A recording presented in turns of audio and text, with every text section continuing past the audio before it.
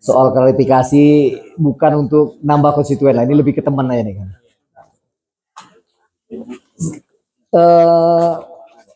Saya memang ada bakat anti establishment tadi ya, anti terhadap kemapanan itu ada. Tawaran untuk gabung di partai lama lumayan, dengan networking yang terbangun sebelum saya ke Australia kan lumayan, di PAN ada, di PDIP ya juga ada. Tapi saya kurang merasa tertantang aja dan makanya dulu Opang ya datang. Saya merasa tertantang, saya bilang ya kalau bikin gabung ke partai lama ya apa bedanya gitu. Saya pengen bikin partai sendiri, saya usahakan apa yang saya pikirkan bisa saya tuangkan. Nah cuman kan memang dan secara pragmatis ketika itu saya bilang juga ya kalau gabung di yang gede juga yang mainstream saya nggak jadi apa-apa itu deh. Kan pilihannya itu mau jadi kepala teri atau buntut paus, kira-kira gitu loh. Kira-kira gitu lah ya pikirnya itu kan.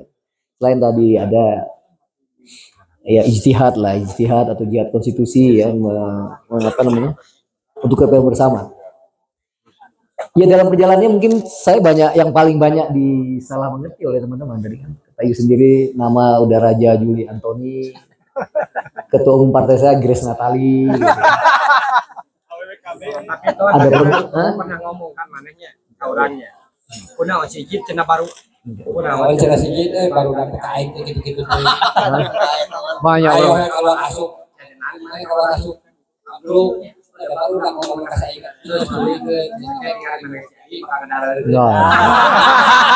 nggak klarifikasi. Rasanya saya nggak pernah ngomong ini. Saya nggak ngomong gitu.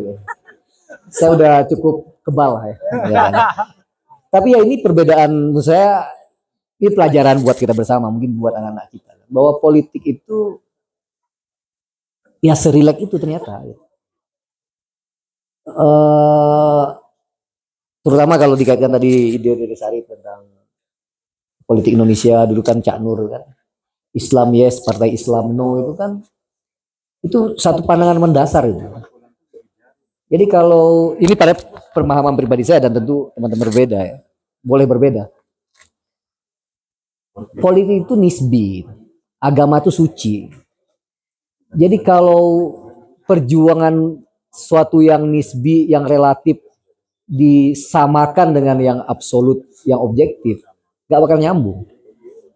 Apakah kemudian saya menjadi politisi yang sekuler? Enggak. Bagi saya agama itu adalah nilai-nilai prinsipnya.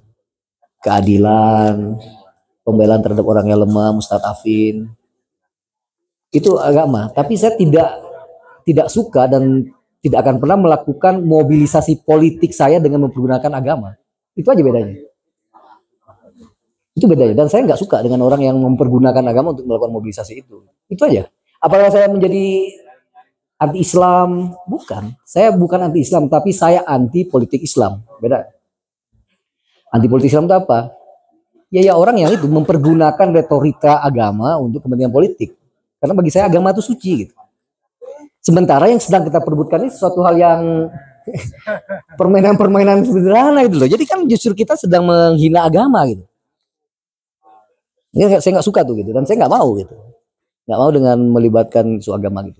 Kemarin misalnya saya masih dimarahin sama istri mana ya masih ganjen juga gitu. Tapi misalkan teman saya, banyak orang nggak tahu saya tuh dengan Anies Baswedan dekat sekali. Dia itu direktur eksekutif The Indonesian Institute yang saya gantikan ketika saya pulang dari luar negeri. Waktu saya direktur Maarif Institute, dia itu yang membantu saya menerjemahkan profil Maarif Institute. Kantornya di atas, di bawah. Saya dekat sekali. Tapi bukan persoalannya di situ gitu. Bukan persoalannya soal kedekatan personal gitu. Bukan personal, tapi terutama yang paling dalam kehidupan saya yang paling kontroversial tentu waktu saya dukung Ahok di Jakarta. Itu kan memang terjadi polarisasi besar ya, dan saya ya banyak yang cerita lah teman-teman apa menghujat segala macam. Lagi-lagi saya merasa bahwa ya ini pilihan gitu. Ada interpretasi yang harus saya pilih. Risiko gitu. Tapi insya Allah lah. Insya Allah maksud saya ya mual mual on the way murtad lah coknya. On the way. Insya Allah enggak lah, jauh lah. Jadi maksud saya untuk pelajaran dari kita aja gitu kan. Coba dulu, ini siapa nih? Siapa dulu yang paling menghujat Jokowi dan mendewa-dewakan Prabowo? Coba di grup kita aja. Menganggap Jokowi itu adalah kafir, Prabowo adalah Umar bin Khattab lah. Siapa dulu? Tapi dengan seketika gitu ya, ketika Prabowo maju dan ada simbol ya, yang dianggap lebih Islam, itu Anies, dengan gampang Prabowo juga dihina sebagai orang kafir juga gitu loh. Kan sebenarnya elit Jakarta itu sedang melakukan goncangan-goncangan politik dengan menggunakan agama ke kita gitu. Di atasnya salaman, kalian masih berantem kan, itu kan masalahnya kan? Dirinya karek kurang ngerti itu. Coba bayangkan Jokowi ya, jeung Prabowo teh musuhan. Kemudian Prabowo gabung jadi Menhan, jeung pemajikan gelut kene gitu loh. Dia coba bayangkan, orang salaman. Prabowo didukung ke Jokowi ngelawan Anies, mendadak Prabowo yang dulu diagung-agungkan sebagai Umar bin Khattab lah, pembela Islam lah, mendadak jadi kafir seperti Jokowi tahun sebelumnya gitu. Coba, ini politik dinamis. Apakah Anies jelek? Belum tentu 2029 kalau ada momentum salaman deh. Sementara di bawah gelut kene dengan isu-isu agama itu loh. Nah itu yang menurut saya yang agak mengkhawatirkan dari politik agama. Jadi saya bukan anti Islam, tapi saya anti politik Islam atau anti politik Kristen juga. Kalau ada orang di NTT atau di Papua yang juga menggunakan Kristen untuk melakukan mobilisasi politik, itu juga anti. Bawa image-nya kemudian saya kafir segala macam, ya dianggap doa lah Yus, gitu ya. Anggap doa ya. Dan insya Allah lah ya. Ya kalau dengan yang hujat-hujat tuh suruh balapan apa namanya musabako baca kitab kuning, wah kayaknya lah kira-kira. Ya. Tapi kan kita nggak perlu juga sombong untuk mengatakan itu. Tapi insya Allah lah ya, maksudnya masing-masing orang punya pilihan, mangga. Nggak ada yang sama, itu kan bagian dari demokrasi. Tapi mungkin kita harus lebih hati-hati aja gitu. Karena sementara di atas itu ini hanya lahun walaibun ya, senda gurau, permainan. Tapi yang merasa terluka, yang merasa benci, kita gitu yang di bawah. Gitu. Tapi kalau kita melihat rasional, misalkan ini pertemuan politik Anies, Prabowo, ya udah mana yang paling di hati kita benar-benar yang bisa deliver policy, mana yang paling pinter, mana yang lebih promising. Ini kan lebih suasananya lebih enak. Tapi masalah itu bukan hanya masalah di Indonesia. Maksud saya kan Donald Trump di Amerika, di negara demokratis juga mempergunakan Kristen, isu Kristen untuk memenangkan dirinya kan. Kan ada Tea Party di sana. Yang kampanye di gereja juga gitu. Menurut saya ya sama aja, Donald Trump sama-sama nggak masuk akal nih kalau bagi saya gitu. Jadi ini bukan klarifikasi dalam konteks inilah ya. Tapi sebagai teman saya mengatakan ya perbedaan politik itu tidak seperti yang banyak dilihat oleh orang di perdebatan-perdebatan di TV atau di koran. Saya dulu berantem sama Fadlizon di ILC segala macam, itu show. It was show. TV show. Ya, so kita lagi debat kan, break. Kesalahan, wah. Curutu, kadang-kadang wine teman-teman. 3 minutes langsung 3 minutes 2 lah gelut deh, maksudnya gitu loh, maksudnya show lahun walaibun gitu loh. Sementara di bawah Prabowo ngejadi presiden segala macam, gelut kene di grup WhatsApp kan, gelut kene gitu loh, hasilnya ya. Coba baca yang nggak rasional, misalkan berkali-kali yang menurut saya lagi-lagi ini bukan soal kebenaran, tapi kan soal anti dan kebencian politik aja. Dan misalkan ijazah Jokowi misalnya sampai sekarang jadi isu kan, aduh batur nggak ke bulan gitu, ini masih mempersalahkan sesuatu yang coba bayangkan ya Deden atau saya alumni UIN Ciputat, yang paling valid mengakui saya kan universitas. Oh iya, dia dulu kuliah, nomor anggotanya sekian, skripsinya iya, ijazahnya iya, betul anggota. Aya obaturan, aya foto segala. That's it sebenarnya kan. Sebenarnya nih kalau kita ingin kebenaran ya, kebenaran loh ya. Kalau kebenaran material kan diuji pengadilan, sekarang diuji pengadilan. Tapi kan bukan kebenaran yang sedang dicari. Dia pernah maju wali kota, ada KPU yang memverifikasi, kan nggak ada orang yang menyangka dia kan jadi presiden dihalang-halangi. Kan orang juga ingin menghadang dia jadi wali kota. Benar sertifikatnya, ijazahnya. Maju gubernur diverifikasi. Tapi kan bukan soal kebenaran. Kan oh iya itu disogok KPU-nya. Nanti di pengadilan ini misalnya pengadilan, oh iya KPU nggak akan selesai. Nggak akan selesai. Nah maksud saya kan sementara di atas jadi permainan politik, tapi di bawah menjadi kebenaran gitu loh. Nah itu maksud saya yang selalu menjadi platform politik saya secara personal. Ya bisa salah, bisa benar ya dalam perjalanannya nggak tahu. Lagi-lagi kita takdir ke depan kita nggak tahu gimana. Tapi ya saya ikhtiar. Itu satu. Dua Heru tadi ya.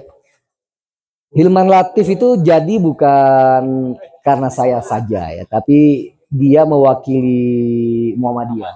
Dia mewakili Muhammadiyah. Ya di endorse langsung oleh Ketum Muhammadiyah. Cuman biasa kan dalam perebutan itu perlu komunikator lah kira-kira gitu. Dan saya ya sedikit berkontribusi lah. Saya nggak mau mengklaim besar, saya berkontribusi untuk menjadikan Hilman lah ya. Karena ini perintah ketua umum. Jadi ada perubahan menteri ketika itu dari Pak Faru Rozi kalau nggak salah ke Gusmen. Nah sejarah bahwa Pak Jokowi dan Pak Pratik ketika itu sudah meminta, bahkan mereka yang meminta agar ada dirjen dari Muhammadiyah di Kemenak itu mulai lupa gitu. Jadi ya ada kayak historis gitu kan. Kebetulan Gus Yakut teman kan, saya mengingatkan kembali gitu. Gus ini ada ini, di sini ada suratnya. Ya jadilah gitu. Tapi saya terbuka, terus terang terbuka ya. Namanya jabatan publik itu kan terbuka, tapi tentu kualifikasi Ru ya. Kualifikasi yang pas, yang proper ya. Untuk posisi apa? Mangga kita coba ini ya. Misalkan untuk dirjen kan ada kualifikasinya itu kan. Pak Hilman jangan nepotisme ya Pak Menteri ya? Iya bukan nepotisme lah, bukan nepotisme, tapi bahwa kita memang jadi sama-sama berkualitas, ada 5 orang berkualitas, wajar dong kalau saya dorong yang berkualitas yang A gitu. Ini bukan karena ini. Nah itu asalkan kualifikasi itu masuk ya, why not? Kan kita bukan nepotisme kata Hidayat, tapi bisa kita dorong kok gitu. Kedorong. Jadi manggawa ya, kalau nanti Dede Sarif atau teman-teman yang terus berproses ya di bidang masing-masing, atau UB ini misalkan di BRI, Yazid di Bank Keliling, mana Yazid? Bang Lan Yazid. Ya kalau satu saat misalkan bisa dikomunikasikan gitu kayak, why not? Sangat terbuka ya. Ya mungkin berapa direktur bank mulai kenal gitu kan. Ini ada teman punya kualifikasi, punya pengalaman kerja sedemikian rupa, nggak ada cacat. Ya bisa, sangat bisa. Tinggal tadi ya kita bicarakan lagi aja. Terakhir yang Deden ini yang jadi pikiran saya sebenarnya gitu ya. Apa gitu yang pas, karena gini loh. Kita ini kan sudah berkembang dengan diri kita masing-masing gitu ya. Punya profesi sendiri, punya keluarga sendiri. Nah, untuk membuat sebuah bisnis yang kemudian bergulir, bersifat private, tapi kemudian kemaslahatannya untuk semua itu apa gitu loh Den. Kan dulu kita pernah ada dulu tuh apa yang agak macet-macet dulu apa dulu ada juga. Hah? Ramen. Itu kan model investasi, tapi kan bisnis memang harus dikelola secara baik, secara prudent, profesional. Mangga wae.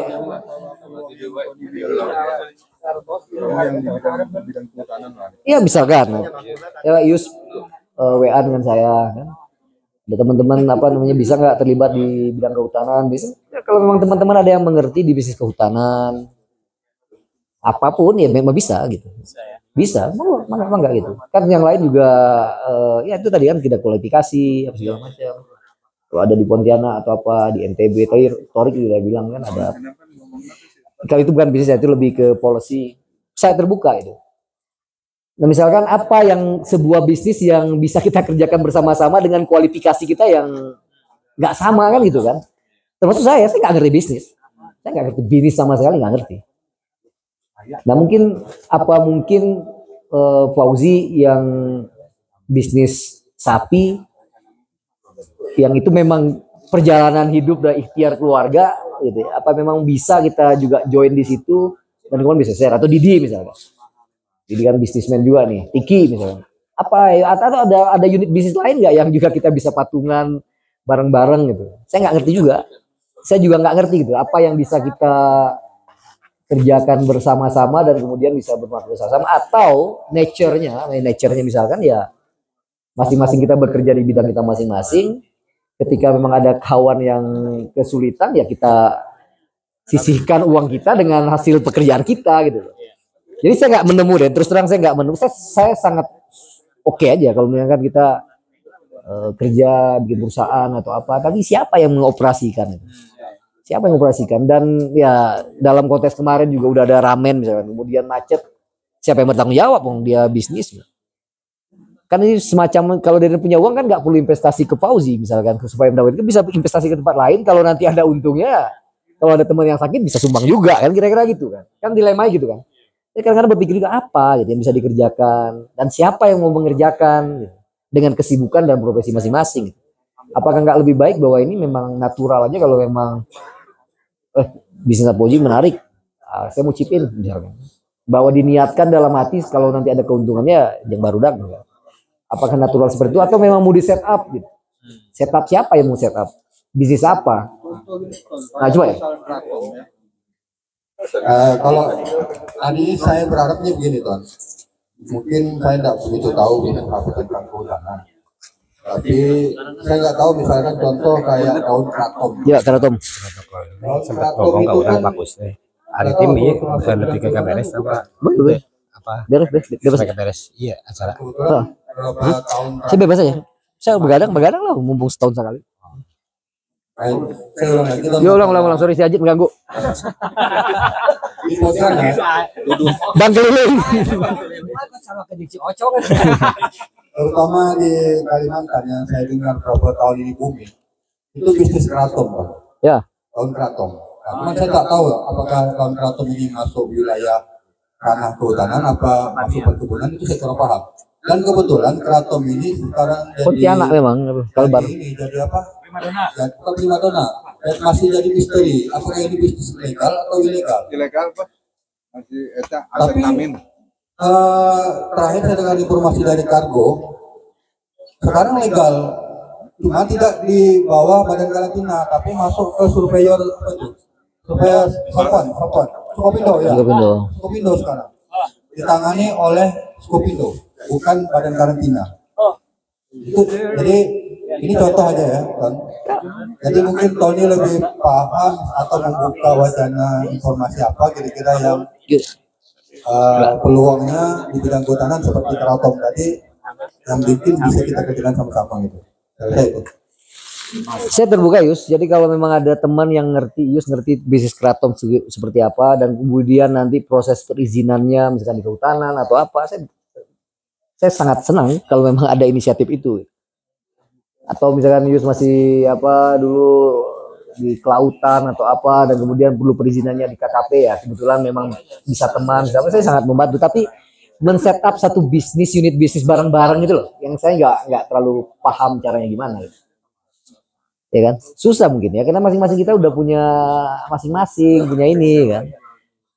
Tapi kalau memang ada memungkinkan ya coba aja. Tapi kan itu udah kita punya perjalanan dulu kan. Ramen, jalan ketika macet kaget misalkan. Perjalanan 50 tahun mungkin lebih baik hubungan personal aja. Kayak tadi yang contohkan. Saya dengan Yus punya kratom, dia lihat bisnisnya, dia udah mengerti. Kemudian dia butuh uang, misalnya tuh tambahan modal, temu Heru ini ada share gini-gini, udah jadi bisnis berdua aja ketimbang melibatkan yang lain atau apa yang juga nggak ini. Bahwa keuntungan yang diniatkan segala macam ya. Nah kalau bagi saya sih yang paling penting tuh menurut saya tuh ya tadi ya kan ikhtiar kita ini sedang berproses semua kan, sampai kita innalillahi kan nggak selesai ikhtiar kita ini kan. Nah mungkin tanggung jawab kita kolektif itu kalau ada kawan kita yang memang ikhtiarnya lagi sulit sekali lah gitu. Sampai untuk hari-hari kesulitan misalnya gitu ya. Menurut saya itu yang mungkin bisa kita tolong bareng-bareng gitu. Ya mohon maaf misalkan saya kan tanya Deden mau lebaran ya Deden sewa Deden. Rumah baru dak Den gitu. Yang sampai nggak ada ketupat di rumah kan kira-kira gitu kan. Tolong kita lihat siapa ya saya tanya Deden. Ya Deden ngasih ini ya. Ya mungkin itu yang bisa kita bantu gitu loh ya. Yang lain saya nggak ngerti juga apa yang memang bisa kita kerjasamakan dengan perbedaan perjalanan hidup kita masing-masing, profesi berbeda, ya, pendidikan berbeda, mungkin nggak men-setup bisnis bareng. Saya masa nggak itu. Tapi kalau Yus ini ada Kratom, ngerti bisnis, izinnya di kehutanan, tapi ya jangan. Selama persyaratan semua legal, saya kawal supaya nggak ada yang pungli, cepat dicepetin, legal jalan. Atau kan Fauzi misalkan nanti ada bisnis juga di di pertanian sapi, ada izin-izinnya yang mentok-mentok di Pak Amran kan ya teman saya juga, saya bisa ya ngobrol apa mungkin yang memang memungkinkan. Menurut saya itu yang mungkin dibantu sih dia gitu, sambil ya sama-sama kita mencari uang, maksud tadi ya mencari uang yang halal untuk keluarga kita, dan ada kewajiban kita untuk zakat, infak, semakin banyak ya semakin banyak infaknya mungkin gitu. Sementara gitu sih, nggak tahu nih yang punya ini yang bank mungkin lebih ini bisnis atau apa.